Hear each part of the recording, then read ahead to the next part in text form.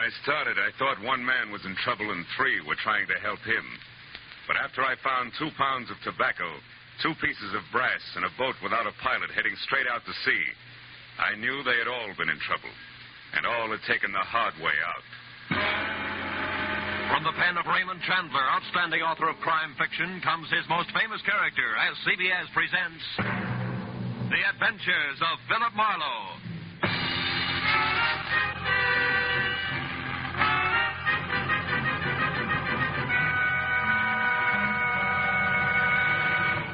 And now, with Gerald Moore, starred as Phillip Marlow, we bring you tonight's exciting story, The Hard Way Out.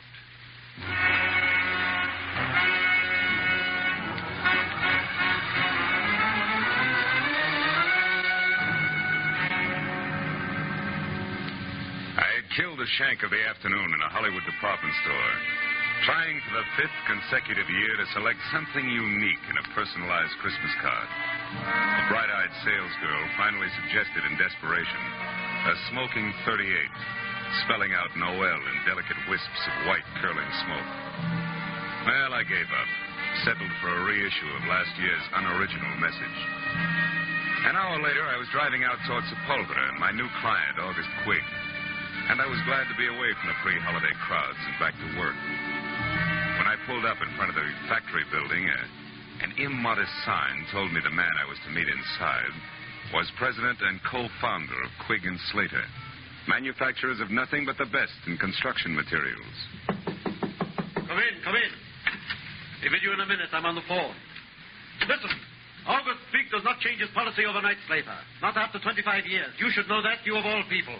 Never mind the excuses, Slater. Those you always have, and they make me sick. Partnership trouble, Mr. Quigg? Oh, no, my partner is dead now 10 years. That was his son, Keith Slater. But he has nothing to say here. His father left it that way. Well, sit down, Mr. Marlowe, please. Slater is not what I want to talk to you about. All right, Mr. Quigg, who is the man and what's his problem? My general manager, Frank Emery. No? He has embezzled $60,000 of this company's money in the last year. Then isn't this a great time for you to climb the nearest rooftop and scream copper? No, because I want to save Frank Emery, not condemn him. Why? What's so special about a general manager who keeps dipping itchy fingers into the till? Mr. Marlowe, Frank Emery has worked for me for 7 years. And in that time, he has climbed from shop worker to plant foreman to general manager. And that is something which took me 15 years. Which proves what? That Frank can one day go right to the top. Here to my job. The honest way. And that is just the path he was on until a year ago when he got married. Oh.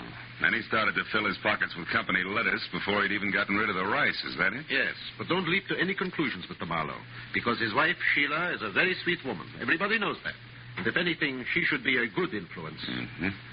Mr. Quigg, what's Frank Emery's salary? $175 a week. When'd you last see him? This afternoon, about 2 o'clock. I called him in here. But I didn't say anything about the shortage. We just talked. I asked him if he thought he needed a vacation. He only sulked. He said he'd be all right in a little while. Then he left. But when he got back to his desk, he only stopped there long enough to pick up his hat. That was 3 hours ago. You've called his house since? Twice, but I got no answer. Here's the number, Marlowe, and the address. Now, we better stop talking, start moving. I must know what Frank Emery plans to do.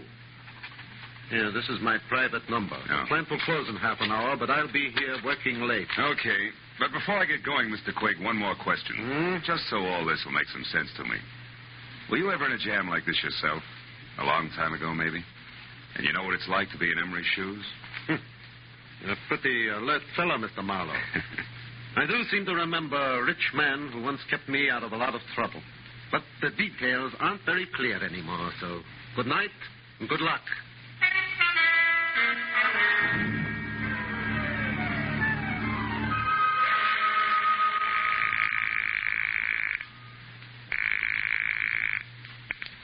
Hello? Mr. Frank Emery, please. I'm sorry, he's not in. Is this Phillip Marlow? Yeah, that's right.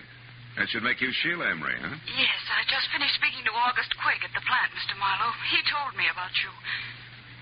And about Frank. Take it easy, Mrs. Emery. Crying isn't going to help Frank any. Yes, I know. But how can I help Frank? What can I do? I'm not sure, but look, can you meet me right away? I'm at the Golden Crown. It's a cocktail lounge on Santa Monica Boulevard near Bradley. Yes, of course, Mr. Marlowe. I'll be there as soon as possible.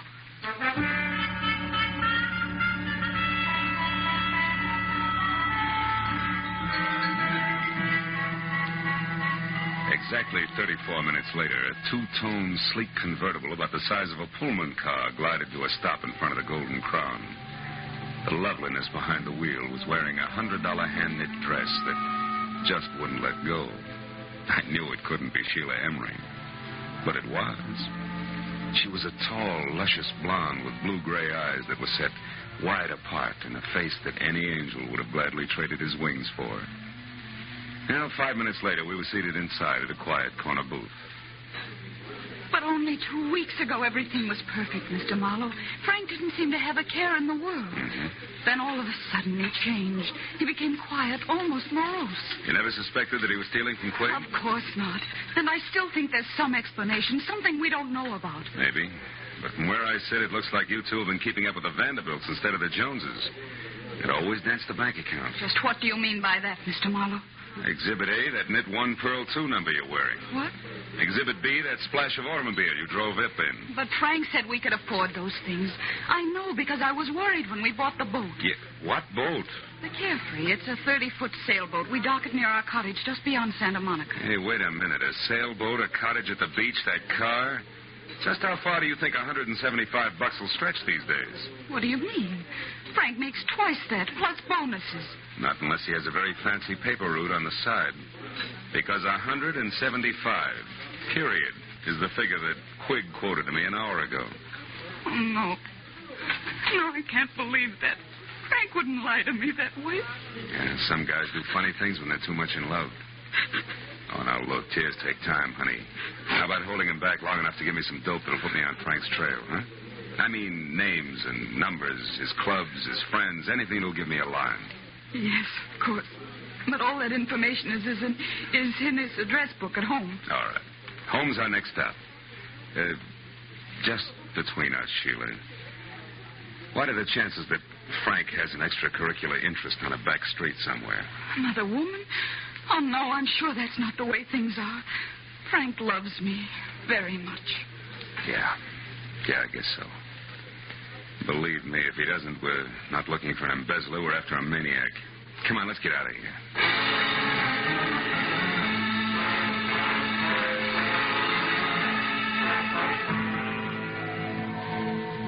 When we left the Golden Crown, Sheila was still crying and in no shape to drive. So after parking my coupe in a nearby lot, we floated out to the Emery place in Brentwood in a two-tone Nash, which did everything at the push of a button except dry a girl's tears. At her house, Sheila pulled herself together long enough to give me a handful of addresses that might possibly lead to Frank Emery. But just as I was about to leave, I noticed a single phone number scribbled in pencil on the edge of a desk blotter. It was Crenshaw 22131. Since Sheila couldn't explain it, I wrote it down on a slip of paper and filed it in my pocket and left. But once outside, I remembered that my car was still on Santa Monica Boulevard at the Golden Crown. So I started back to the house to call a cab. I stopped suddenly at the sound of somebody in the shadows alongside the house. When I moved toward the noise, a man darted out between two trees, and I went after him. Get your hands off. Why? So we can play another round of hide and seek? No dice, brother. I'm getting too old for it. Now, who are you? What are you doing around the Emery place? Come on, let's have it. Say, wait a minute. Aren't you Marlowe? The man August Quig hired? That's right. You still haven't answered my question. Oh, no, but I will now that I know who you are. I'm Keith Slater. Surely dear Quig must have told you of me, the wastrel son of his late partner. He did, but you're still parrying, Slater. Why were you hiding behind those trees? Correction, Marlowe. I wasn't hiding. I was waiting for Frank Emery. All right, we won't argue terms. Why were you waiting? Because I wanted to get hold of Emery and help him before he goes too far. You see, Marlowe, he came back to the office after you left. What? Did he talk to Quig? No, the place had just closed and the old man was out for dinner. Did you talk to Emery? Yes, and it wasn't much fun. That poor fellow's just about out of his mind, Marlowe. Well, he raved on for an hour and a half about how unfair Quig was. Said he knew that I was the one who'd get to run Quig and Slater after the old man died. I don't follow that. When did you become the fair-haired boy around there? Oh, I'm hardly that. But I do own a quarter of the plant, unless, of course, Quig fires me one day. Those are the terms of my father's will. But Quig won't fire you, is that it? He wouldn't think of it.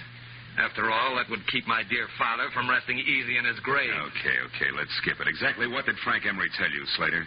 He said that August Quigg was a two-faced liar and that he'd settle with him in his own way. I told Quigg that when he got back from dinner. And I also reminded him that Frank had a key to the office. That didn't faze Quigg, did it? No, he said he never worries twice. If Emery walked in on him, he'd think about what to do about it then. I tell you, Marlowe, we've got to get hold of Frank Emery and stop him before it's too late.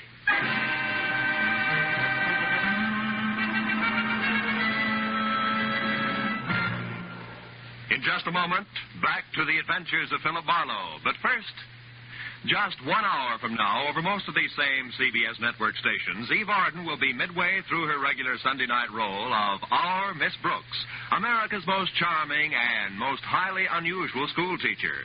You've seen Eve Arden make her hilarious way through many a Hollywood movie. Now you can hear her every Sunday night as Our Miss Brooks, just a little later over most of these same CBS network stations. And now, with our star, Gerald Moore, we return to the second act of The Adventures of Phillip Marlow and tonight's story, The Hard Way Out.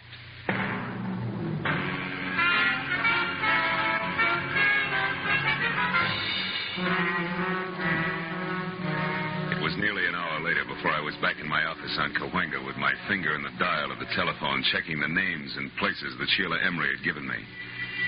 2 nightclubs, 3 hotels, and 5 friends later, I'd run through the list without a single kosher lead. Sitting there thinking of all the places a guy could disappear to, I reached into my pocket for a lifesaver and found something else. A slip of paper that read Crenshaw 22131. The number I'd seen on the desk blotter at Emery's place. So, with nothing more to lose than another millimeter off the tip of my index finger, I went back to dialing.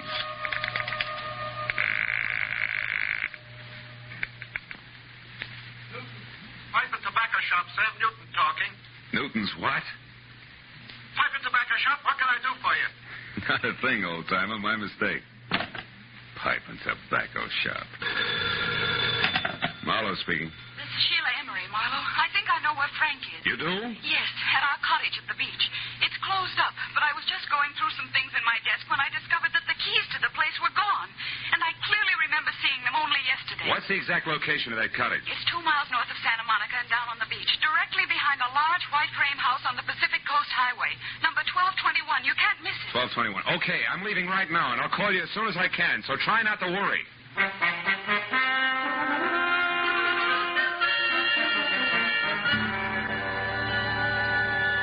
Somehow or other, I made it straight out along Sunset to the beach and then north as far as the large white frame house without being tagged for low flying by any of the boys in blue. But when I got down to the cottage on the beach, I found it deserted and boarded up like opening night at an unlicensed peep show in Boston. Except for a couple of stray gulls who probably had insomnia, I was all alone. But the gregarious streak in me didn't suffer very long, because a minute later I had an unannounced visitor. It was a nasty caliber .45 automatic. And the man on the other end who gripped the handle like he knew what he was doing was none other than the general manager of Quigg & Slater, Mr. Frank Emery. Mind telling me who you are and what you want here? Well, the name, which probably doesn't matter, Mr. Emery, is Phillip Marlow. But my business with you is something else. I'm working for your boss, August Quigg, and believe it or not, he wants to help you. That's a lie, Marlowe. Nobody wants to help me, and you know that. This is a smart trick, but it won't work. It can't work. And I'll tell you why. When the police do get to me, Marlowe, they won't find anything but a corpse. Is that clear? Suicide. Don't be a fool. What about your wife? Marlowe, that's why I took the $60,000. So save your breath. And unless you're interested in joining me, do exactly as I say. Now, here. Pick up these keys and open that door. Go on. Now, throw the keys back gently. Please, Emery, listen to me. No. I've listened to too many people already. Now it's my turn to talk. But all I'm going to say is goodbye in my own way. You don't know what you're doing, Emery. Stop a minute. Think. This isn't the time to think, Marlowe. This is the time to act. Now, get in. Emery backed me into the cottage, stepped outside, and pulled the door shut. I waited a moment until I heard his car start. Then I tried the door and knew I was wasting my time. Emery had run a piece of pipe through the handle, and Gargantua himself couldn't have opened it from the inside. It took me 10 minutes to kick enough boards off one of the windows to wiggle out, and another 5 to get to a phone. When I told Sheila that her husband was on her way home in a very desperate frame of mind, she promised to hold him at all costs until I could get there. 20 minutes later, I was in Sheila's house on Bundy Drive. Marlowe, what happened? Where's your husband? I don't know. He hasn't been here. Oh, fine. After you called me, I waited, but he didn't come back. Marlowe, what did you mean when you said Frank was desperate? I'm afraid Frank intends to kill himself. Kill himself? Oh, no, he can't. Now, we still may be able to stop him. When he left the beach house, he was heading someplace to say goodbye. I figured for sure that meant you, but wherever he was going, he didn't want to be followed. He locked me in and... The gun. Holy smoke, where's your phone? Right over there. Oh. Well, what about a gun? Does Frank have one? Yeah, 45. Didn't come here to make his last goodbyes. That only leaves August Quigg. Do you know what you're saying? Come on, answer that phone. No answer on Quigg's private wire. You're accusing Frank of murder.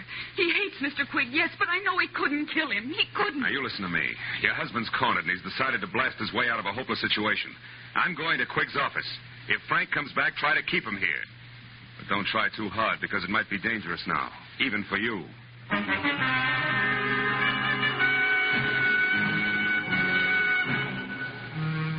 I drove down Sepulveda to the black, hulking plant of Quigg and Slater, pulled over, parked, and walked up the alley toward the side entrance. Through a barred window, I saw the feeble nightlight that glowed in the outer office.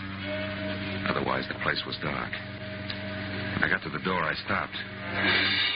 A diamond-shaped key stuck out of the lock, and the heavy door was ajar. I eased it open and listened. Nothing. I pulled the key out of the lock and dropped it in my pocket. Then I went inside and switched on the lights. Oh, I found him on the floor next to the desk in his private office. He'd been shot in the chest point blank with a .45, which meant that even before he fell, August Quigg was dead. The room was untouched. Quigg's key case lay in the pencil tray on his desk. I snapped it open and saw what I expected. His diamond-shaped key. I switched off the lights and started out. When I heard heels clicking up the hallway, I backed up against the wall and waited. It was Keith Slater. He hesitated in the open door, a startled look on his face. Good Lord. Quigg. Hello, Slater. Who is it? Marlow. I wouldn't touch anything if I were you. The police will want to see it just as it is. Marlow, he's been murdered. I had no idea Frank would go this far. Yeah, he's full of surprises tonight. Are you sure he's not carrying any grudges against you? Frank and I are old friends. That old man in there was different. He wasn't human. He was a machine, a rock crusher with a concrete heart. I'm only sorry it was Frank who did that to him because he'll never be able to get away with it. He doesn't intend to. Plans to commit suicide any minute now. Tell me something straight, Slater. How does he feel about his wife? Is he jealous? Jealous? Why, Marlow, you don't think that he might kill Sheila? I'm going to call her right away. Wait a minute. If Frank is there, a phone call would only hurry things. Come on, let's go.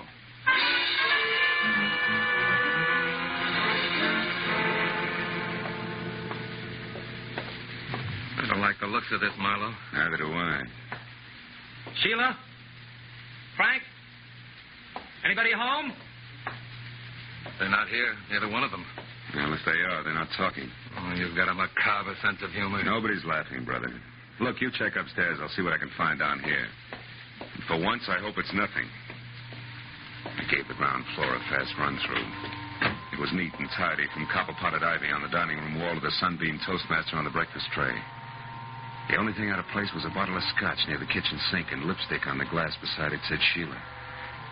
I was back in the living room before I found out why she had needed that bracer. Propped against a bowl of violets on the coffee table were two notes pinned together. The top one was for me, from Sheila. It said, Marlow, I just found this note from Frank. I'm sure he means that he's going out in our boat, the Carefree. I've got to stop him, Sheila. I turned to Frank's note and was reading it as Slater came down the stairs. Nothing unusual upstairs, Marlow, did you? What's that? What have you found? Frank's suicide note. He asked Sheila to forgive him and forget him. Here, read it yourself. I'm going to call the police. Sure he means that he's going out in our boat, the Carefree. Say. What's wrong? I thought you were going to call the police. I was. But I noticed this phone number here on the desk blotter again. It's a tobacco dealer. Slater, I've got a very wacky idea. I'm going to give it a try.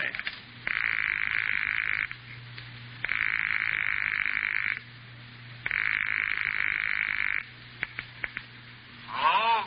Newton Tobacco Shop? Yes, but we're closed.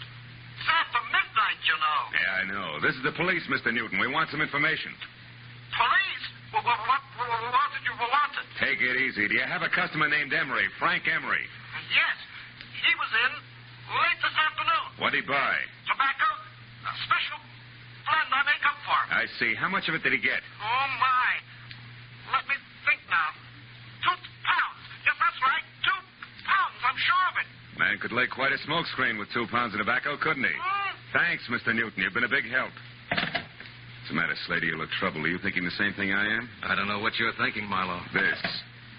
Mighty weird for a guy who's planning suicide to go buy himself 2 pounds of tobacco a few hours before he blows his brains out. Put it succinctly, pal, I'm thinking that Frank Emery's suicide's a big fat phony. This is Lieutenant Ibarra. Marlowe, Ibarra. Catching you at this hour is the best break I've had all night. How so? What's up, Marlowe? Guy's been murdered, and his killer, one Frank Emery, is getting away by boat. Can you sell the harbor patrol on running him down for me? It's his own, a sailboat called the Carefree. A 30-footer with an auxiliary motor. He'll be out a ways, off Topanga Canyon. Well, that can be arranged, but where'll I find you? I'll need some particulars. I'm going to his beach place. It's in a little cove 2 miles above Santa Monica. There's a pier and a boathouse a couple of 100 yards beyond. Okay, Marlowe, we'll find it. Now, listen, don't get your feet wet. Wait till we get there.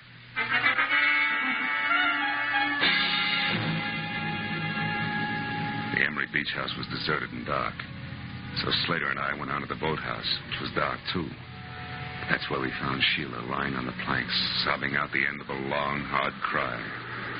Slater ran to her and lifted her to her feet. Oh, Sheila. Sheila, what happened? Where's Frank? Oh, Keith. I was too late. I saw him leave.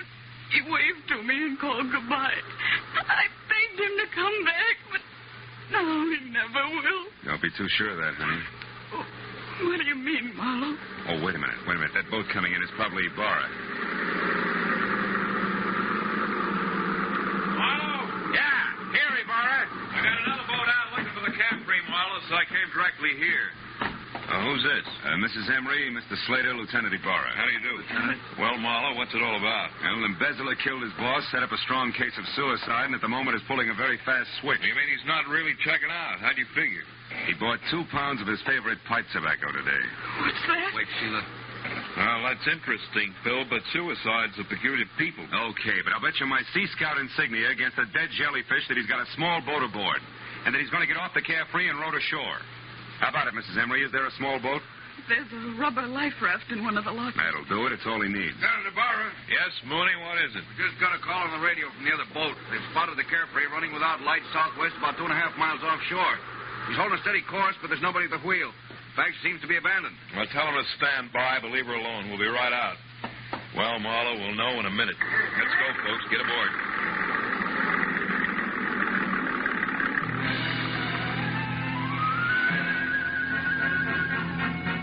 A harbor patrol cutter sliced through the black swells with the easy grace of a head waiter after a $10 tip. And all the way out, it looked as though Marlowe was going to be the bright boy of the evening. When we pulled alongside the Carefree, made her fast and boarded her, it still looked that way. It looked great, right up to the point when Ibarra peered through the porthole in the closed cabin, jerked the door open, and went inside. After that, it didn't look so good. Marlowe, come in here. Is this Frank Emery? Yeah, that's him, Ibarra. He's been shot over the heart from up close with a .45. Undoubtedly the one he still has gripped in his hand there. Lieutenant Ibarra? Is it Frank? Yeah, you better not come in, Mrs. Emery. Your husband has killed himself.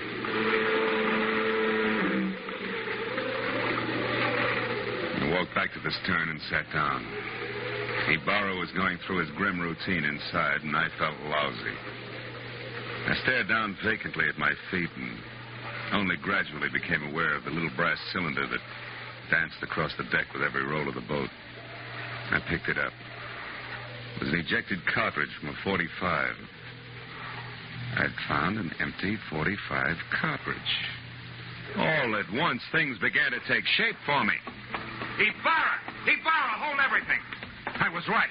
Emery didn't commit suicide after all. Phil, the man's body's right here, the gun in his hand. I know, but he was murdered. Now, look, I found this out on deck, and the door to this cabin was closed. You remember?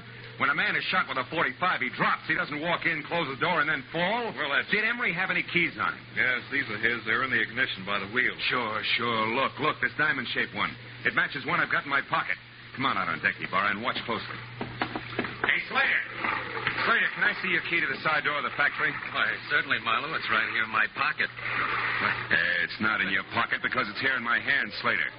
You were so excited when you shot Quigg, you ran off and left it sticking in the lock. No. And here's one for you, Mrs. Emery. While the Carefree was still tied up at the dock, you stood right here, surprised your husband in the cabin door, and shot him. This little cartridge was ejected back to the stern.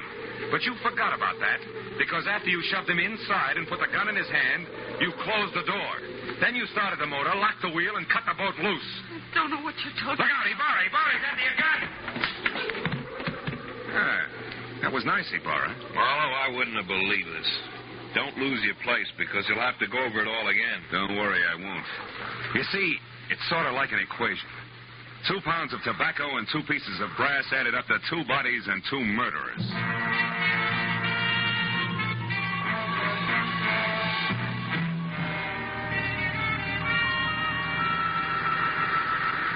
Well, Marlowe, it beats me that Mrs. Emery seemed to be nothing but sweet, soft, and stay-at-home nights. Yeah. Yes, she pulled one of the richest double crosses on record. Ibarra, she let her husband steal a fortune for her and even helped him plan a fake suicide to get away. Then she turned around and used this plan, only no fake this time, to kill him. So she'd be free to marry Slater. But you didn't want Slater without the money, right? Right. And as long as August Quigg lived, Slater could never be sure of his income. So Slater killed him, and they hung that on Frank Emery, too. Mm-hmm. And they worked a fast routine of pass the detective right through the middle of it all. While Slater killed Quigg, I was with Sheila. Then Slater took me over while she killed Frank. They make a great team in a shell game, Marlowe. Yeah. But you did all right. Well, see you tomorrow, the report, you know. Good night, Phil.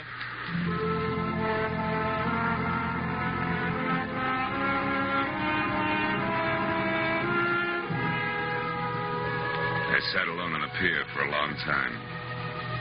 I watched the waves come in, and gradually my mind got untangled from the treachery and violence it had been wrapped up in all night.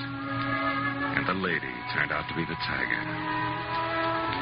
And then as my thoughts plowed back through the whole mess of the afternoon when I'd been shopping for Christmas cards, I made up my mind to cancel my order and have an entirely new set printed up.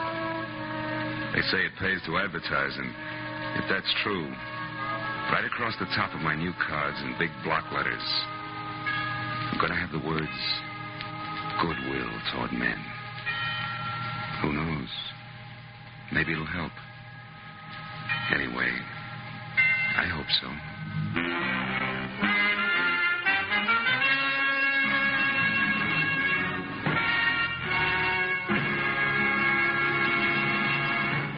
The Adventures of Phillip Marlow, created by Raymond Chandler, stars Gerald Moore, and is produced and directed by Norman MacDonald.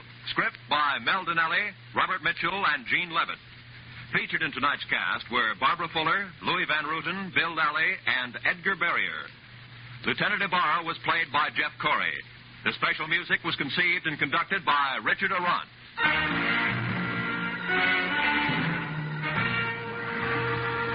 Be sure and be with us again next week when Phillip Marlow says... I walked into it smiling because it had all the corny elements. The weird doctor, the beautiful girl, the gloomy house on the windswept cliff, even the hulking menace. Only one thing was missing, the body. And that's when I stopped smiling, because I turned out to be the corpse myself, almost.